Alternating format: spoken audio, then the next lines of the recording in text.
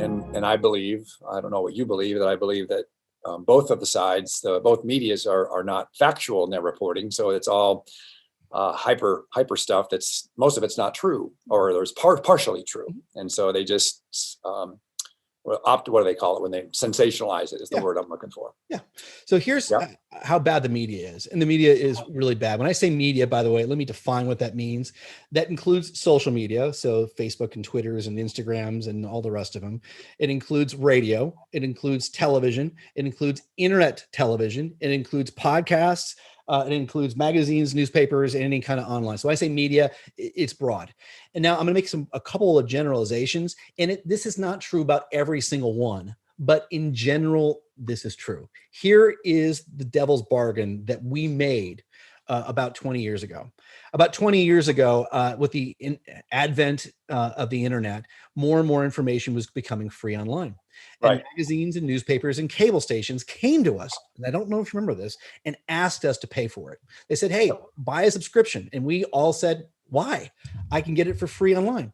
And so we stopped paying for objective. So you might remember the up until the mid 80s or early 1990s, the two most important characteristics in any news network was trust and first. We wanted the most trustworthy news station who gave us the news first. Now, that is not what we're looking for. We're looking for free, we're looking for immediate, and we're looking for sensational.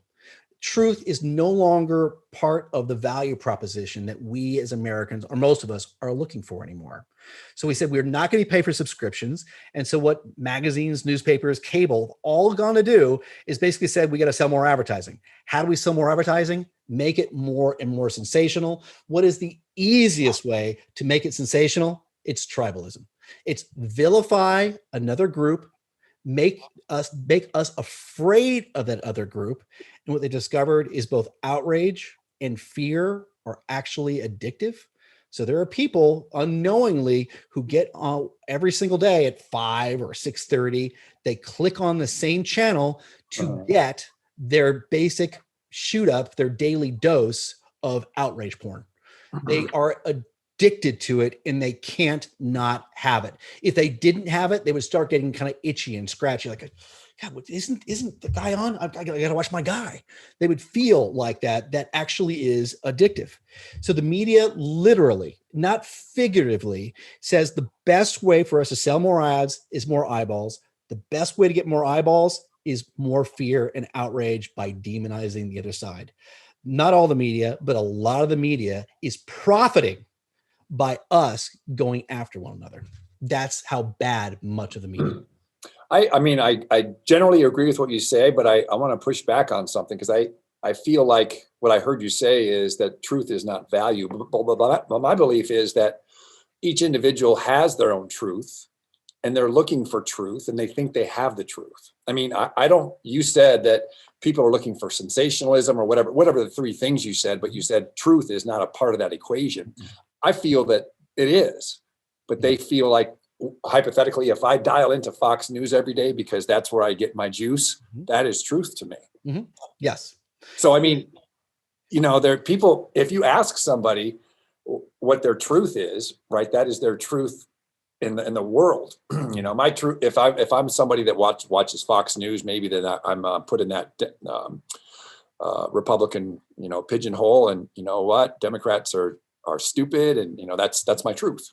And Pelosi is irresponsible and she's a crook. That's my belief, right? And then of course, if you watch CNN, then of course, well, anybody that watches Fox is a racist, right? So anyway, I agree. You tune into the station that gives you that juice that you're addicted to, but I believe that it's their truth, Peter. It's our truth. Okay. So I mean, I don't know, what does that say there? Because if there is no truth, people are just lost. So the very first presentation you and I learned, 25 years ago, it was in that presentation was perception is reality, which is another way to articulate what you just said here, which is it's my truth. And yes, I still stand by what I said, is if you give people a choice of a station that confirms what they already believe, yes, a station that gives them facts that may or may not, they will choose the station that confirms what they already believe all day long, every day. Yeah. So there are right now internet channels, internet pages, books that will give them absolute factual information, which is more accurate than their current reality is, but they do not choose it. So I'm not saying that, believe me, I think facts are among the most important things in the world. I mean, all leadership, all problem solving, all creativity, all starts with a common agreement on what the facts are. You can't do anything unless you have that. So I think facts are very important, but it's not currently what the American populace values. What they value most is having somebody confirm what they believe is true. And belief and facts are independent of one another. They're two different things. So right now, I could believe completely with all my heart that there is an actual man who lives in the North Pole and who magically gives presents to everybody. Just because I believe that is true, and even it's true in my head, is it a fact? Nope. Definitely not. Yeah. Right now, Dan, I have some batteries in my hand. How many batteries do I have in my hand? I don't know. You don't know, but it is a fact that I've got 2 batteries, but you had no belief. So beliefs and facts are actually independent of one another. And what I do every day by the way, I have no monopoly on the truth. My reality is equally as warped and distorted as everybody else. The only thing I've got going for me is every morning I wake up and I go, half of what I believe is not true. Let me find at least one thing that is wrong. And the second thing is all of my knowledge and all of my beliefs are temporary, pending new information. So I put everything in a tentative box until I get new information. And even that information is tentative. I really don't fall into the trap of believing what I think. If you are more committed to national unity than partisanship, please check out my book, The Second Civil War, A Citizen's Guide to Healing Our Fractured Nation. My book will challenge you to improve your relationships with friends and family. Click the link in the description below.